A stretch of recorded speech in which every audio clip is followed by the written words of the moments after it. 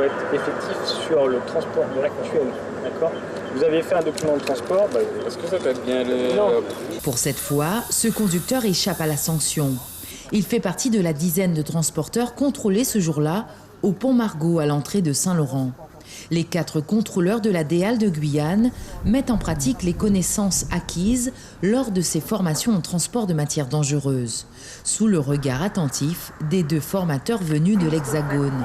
Mais l'objectif n'est pas de sanctionner, mais plutôt d'informer les professionnels du transport. On est dans la prévention, la pédagogie, et moins dans la répression.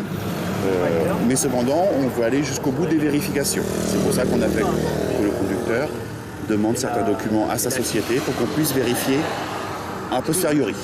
Une matière dangereuse présente un danger pour l'homme, les biens ou l'environnement en raison de ses propriétés physiques ou chimiques. Elles peuvent être de nature explosive, toxique, infectieuse, radioactive, inflammable ou corrosive.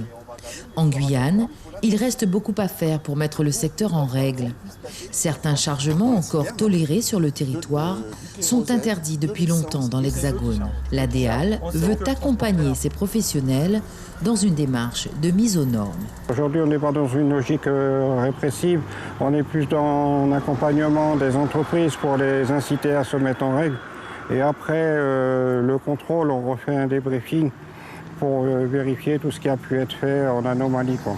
Donc il n'y a pas de sanction aujourd'hui? Non, il n'y a pas de danger immédiat, sinon on aurait immobilisé les véhicules, quoi. Pas de sanction pour l'heure, mais attention, d'ici quelques mois, ces réglementations entreront en vigueur sur le territoire guyanais, des chargements sous haute surveillance, car le risque est bien réel et les accidents peuvent avoir des conséquences graves.